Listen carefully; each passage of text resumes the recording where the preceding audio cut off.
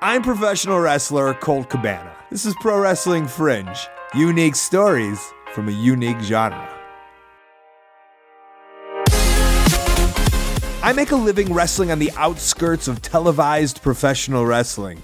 I've wrestled at fat camps, dirt patches in India. I've wrestled for the Inuits in the northernmost part of Canada. I've wrestled on the border towns in Mexico, with the Aborigines in Australia. From entertaining the hipsters mixing lucha, burlesque, and cheap beer, to the ICP fans at the Gathering of the Juggalos. I have one of the oddest and most diverse resumes in my profession. The Pro Wrestling Fringe podcast is about sharing the bizarre stories, not that have happened to me, but that have been told in the locker rooms and spread from generation to generation. And that's what they are. Stories. Unique stories from a unique genre. On this episode, I put together a story of a guy and a match that I've been fascinated with ever since I heard about it. Directly afterwards, I really wanted to see if I could get a bit deeper, so I contacted Dave Meltzer, who's one of the most knowledgeable journalists in the world of professional wrestling. Considering he was right in the middle of the wrestling world around this time, I figured he was the perfect person to talk to. So now, sit back and enjoy today's story, Handpicked.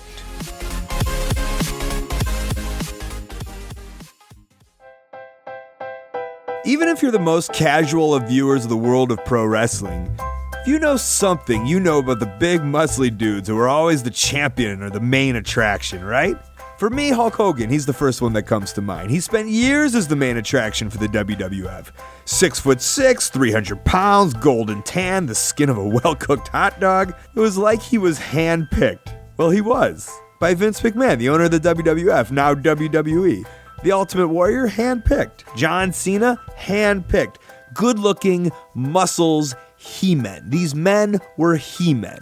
It's almost fun to think of or make up a scenario in your own head as to where he actually found these guys. Whether he was in the gym in Venice Beach or even at the Arnold Classic. All we know is that they were handpicked, put on TV, rose to superstardom, and they became a part of the zeitgeist. They became part of pop culture. They became part of America. They were and are Americana. Well, I'm not here to talk about any of those guys. Their stories have been told. We know about those guys. I want to talk about the chosen one who, didn't quite make the cut. Tom Mcgee. Who? Exactly. In an era of Jean-Claude Van Damme, Arnold Schwarzenegger, and Steven Seagal, Tom was the ultimate package. He was a Canadian powerlifting champion, a black belt in karate. Crazy enough, though, Mcgee was said to be most impressive, though, in gymnastics. Think of that combination. Exactly what you're looking for in your next hand-picked star. If I was to build some kind of wrestling Frankenstein to lead my 1980s booming wrestling company into the future, I couldn't think of three better things to excel at. For the fighting aspect, a black belt. For the agility aspect, a gymnast. For the show of it all, a bodybuilder who clocked in at 6'5", 275 pounds of pure muscle. Tom could bench press 573 pounds, deadlift 820, and squat 860 pounds. Not to mention, Tom was a hunk.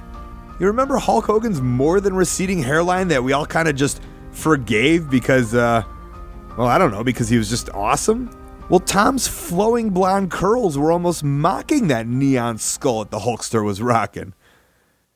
The year was 1986. Tom Mcgee had arrived in the WWF. He had been seen by and drooled over by Vince McMahon. How could he not be? It was time for a new superhero to lead the goodies of the WWF against the evil villains of Russia, Iran, and Uganda. And Tom Mcgee was it. Or at least he was supposed to be it. How could he not be it? He had it. Right? The formula was there. I mean, it was all put together in one amazing Manitobian package. Mcgee had put aside bodybuilding, judo, and gymnastics, amongst many other things, in order to enter the world of professional wrestling. Mcgee trained under Stu Hart, the legendary Stu Hart, and the buzz was so nice around Tom that his debut match was in the main event of an All-Japan show against Japanese legend Riki Choshu. But on October 7th, 1986, the WWF held a Wrestling Challenge TV taping at the War Memorial in Rochester, New York. 8,200 people watched the likes of Koko Beware, Hillbilly Jim, the Iron Sheik, and were even able to witness Hulk Hogan and Roddy Piper tag together to beat Paul Orndorff and Cowboy Bob Orton. All of this was to eventually air on television throughout the United States and the world. There was one match, though, that didn't air on TV. That was a tryout match. A tryout match for Tom Mcgee. Tom Mcgee, who looked so impressive to the eye, but now had to show that, well, he could hold his own in between the ropes. On that night, a young Bret Hart, who actually was the son of the man who trained Tom, was going to be his opponent. And Bret Hart is really the key component to this whole story. Bret Hart was known as the excellence of execution. While it might have been a nickname per se, he earned it by being really great at what he does. And that's pro wrestling. The art of pro wrestling, simulation of good versus evil, telling a story, making your opponent look good, even if it's at your own expense, if that's what the situation calls for. And that's exactly what this situation called for. Vince McMahon had asked Bret Hart to have a match with Tom Mcgee, the guy who he had hoped would look as good in the ring as he did out of the ring. There's a rumor that there's a rare copy of this match that's floating around. I personally, I've never seen it. Nobody I know has ever seen it. And when I was with the WWE in the late 2000s, we were allowed to request any match from the WWE archives. Any match, anyone that we wanted to see. And every month I would put in my request, and every month I received all my requests on a DVD, with the exception of one match that they refused to put on there. And that's Tom Mcgee versus Bret Hart from October 7th, 1986.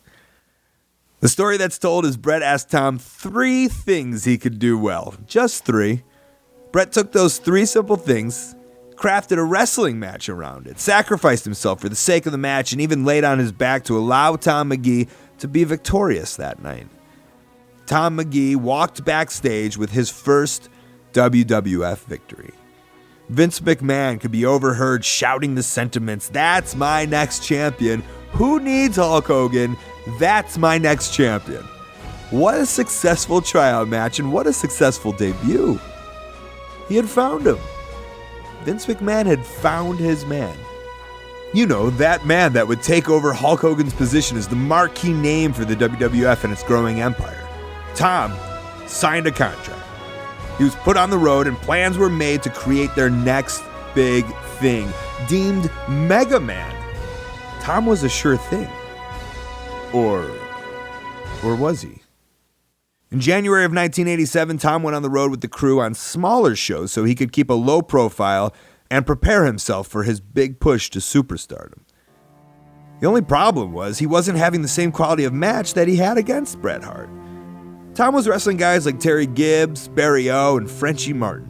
While all talented enough to be on the road as prelim positions, these type of performers weren't close to the same caliber of athlete, performer, or even psychologist as Bret Hart. And that's why Bret Hart really was the key. Bret, so good at his job, made Tom look like $1 million. The problem is, there weren't any more Bret Harts out there. Tom, he continued to wrestle, and Tom's star, it started to fizzle. Tom's flaws came to light. At one time, he was asked just 3 things that he could do to look good.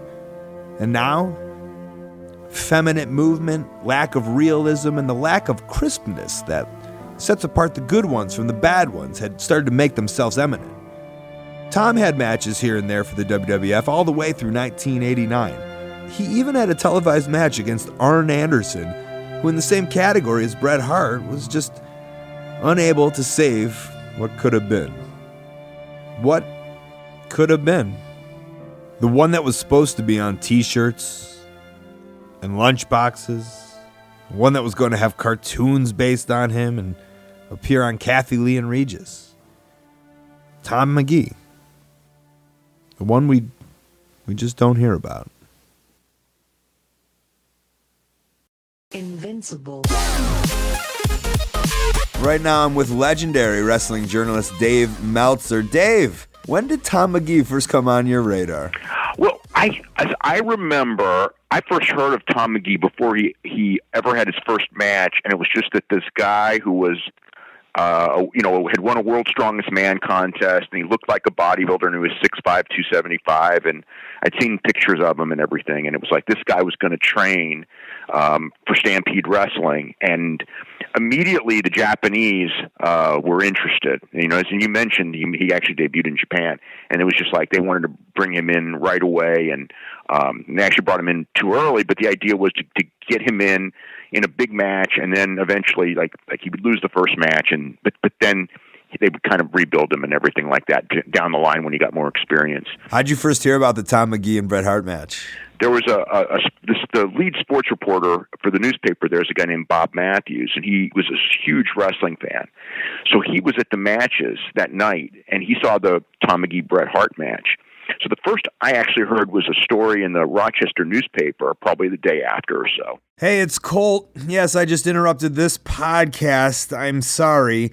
I didn't do it to scam you or say if you want to listen to the rest of it, you got to pay me $20 or something. I did it because I posted some Pro Wrestling Noah matches on YouTube, got a strike on my account, and now my videos can only be 15 minutes. So I think this podcast is about 18 or 19, so I can't post the whole thing. You can listen to the rest of this podcast absolutely free on both my Facebook page /Colt Cabana or in the Art of Wrestling podcast feed that was posted on February 10th, 2016. This was one of 3 of the first season of Pro Wrestling Fringe. You can listen to the other 2 on Howl.fm or the Howl app on your smartphone. You can listen for free. Just sign up using the code COLT. You get a whole month for free. You can quit anytime. I actually encourage you to just sign up, listen, and then quit if you want to. It's not that big of a deal if you don't dig the other content and you just want to quit. The plan with this podcast is that so many of you guys sign up. Even if you quit, at least sign up that they ask me to do more. I'd like to continue doing these. They're so much fun, and plus, I get to pay the people who help me put it together. And these are people in our wrestling community. David Bixenspan and Rob Naylor each helped me with a story in season 1. I want to work with and pay these guys and other guys that are cool within our industry more and more and more. Please go enjoy them at Howl.fm and use the code COLT. Thanks.